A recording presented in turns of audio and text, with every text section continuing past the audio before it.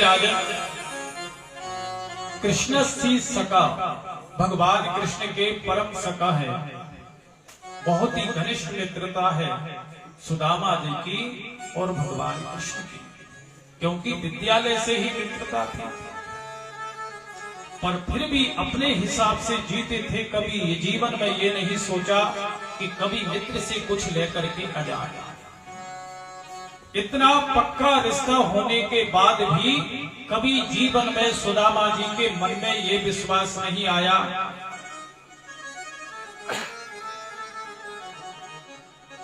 कि मैं मेरे मित्र के पास जाकर के कुछ लेकर के आऊं।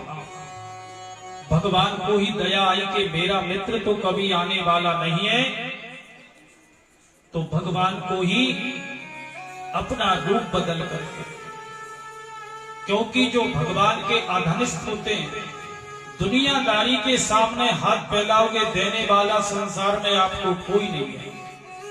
किसी भी अमीर व्यक्ति के पास जाइए, आप कुछ जरूरी पड़ जाए तो वो यही कहेगा कि भैया अभी बिल्कुल व्यवस्था नहीं है, या फलाने व्यक्ति को मैंने अभी पैसा दिया है, और आपका जाने के बाद हाथों फांसी आपको उड़ाया जाएगा। इसी प्रकार सुदामा ने जीवन में कभी भिक्षावृत्ति का काम नहीं करा। जो बताते हैं कथाओं में या टीवी पे हम देखते हैं कि गिर जाते हैं, ये सब झूठा है। सुदामा जी जितेंद्रिय थे, परम भगवान के भक्त, और हमेशा प्रसन्न रहना कि जो भी भगवान ने अपने घर में दिया है उसमें ही प्रसन्न रहते थे। और सुखदेव जी कहते हैं कि गरीब कौन है वो समझिए।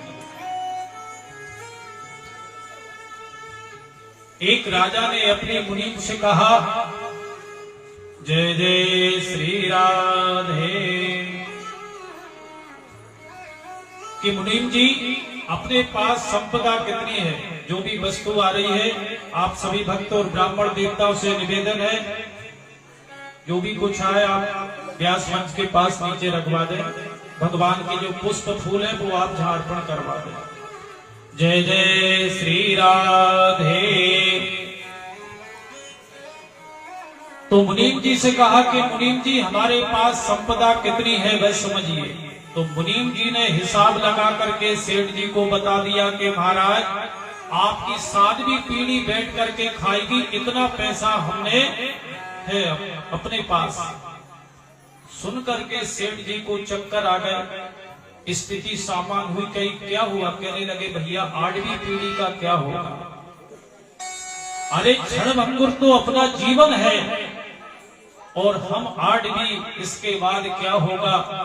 अरे ये समझिए कि मरने के बाद हमारा क्या होगा।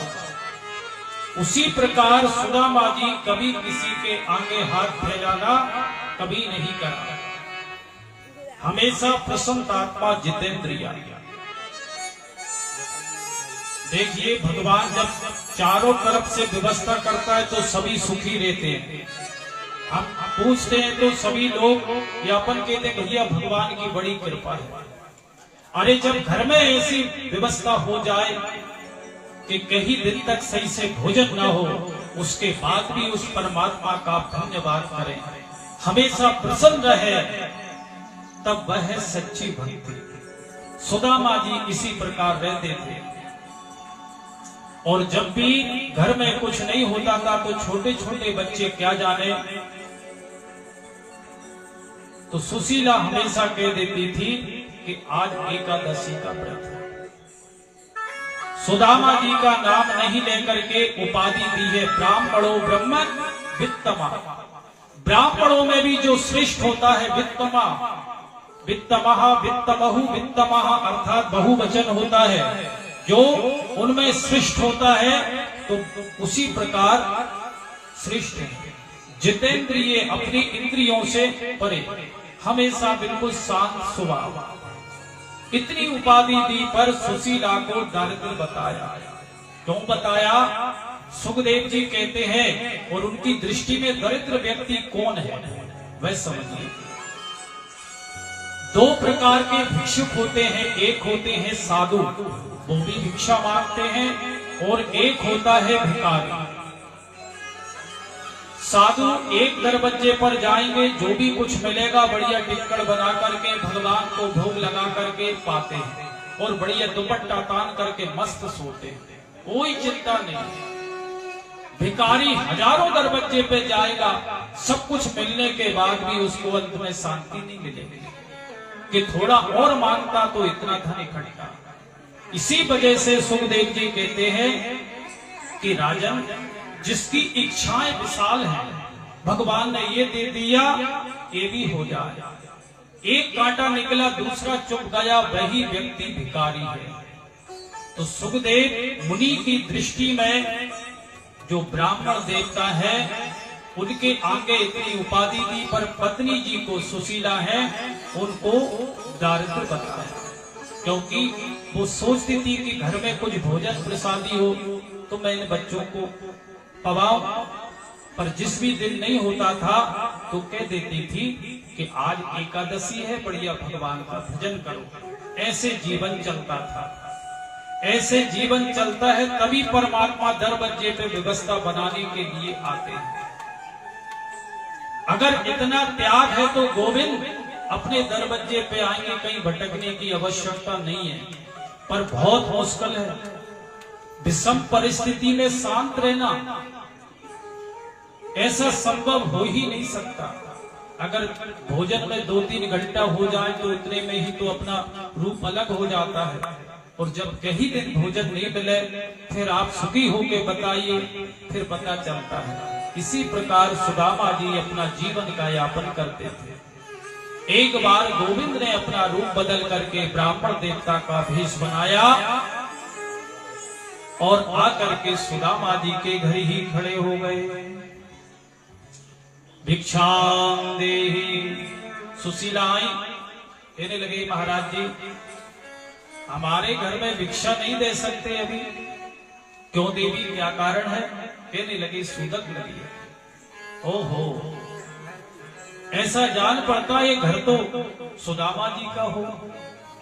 सुशीला भौचक्की रह गई कि हमारे पति देवता को भी कोई जानता है।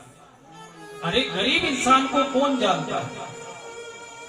गरीब कई वर्षों से किसी मोहल्ला में रहे, उस मोहल्ला का नाम नहीं पड़ेगा, पर एक व्यक्ति जान करके बस जाए तो उस मोहल्ले का नाम ही उससे जाना जाता है। फलाने व्यक्ति के घर के पास में।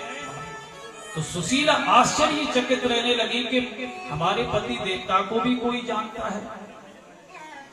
कहने लगे, देवी ऐसा ही लगता है कि आप ये सुदामा जी का घर है। कहने लगे, ठीक है। कहने लगे, महाराज जी हमारे घर में सूदक लगी है। कहने लगे, देवी कौन सी सूदक?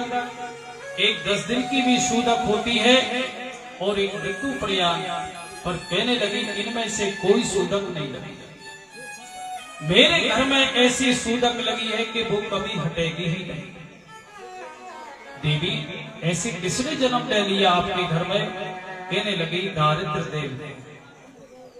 हमारे घर में दारिद्र देव ने जन्म लिया जब से हमारे घर में सूदक है, अर्थात निर्धनता। पर हमें खुशी है, क्या है कि निर्धन व्यक्ति सबके सामने घूमता है पर उसे कोई नहीं देखता। ये सिद्धि है गरीब की, सबके आगे घूमेगा पर उसे कोई नहीं देखता। तो कहते हैं कि हम सबके बीच में है पर हमें कोई देखता नहीं है। वो दारिद्र देव नमोस्तुभ्यम, ऐसी है सिद्धि। तो माधव कहने लगे कि एक बार आप अपने पति देवता को आपके मित्र के पास भेज दोगे तो आपकी घर की स्थिति सुधर जाएगी। इतना कह करके भगवान तो चले जाते हैं।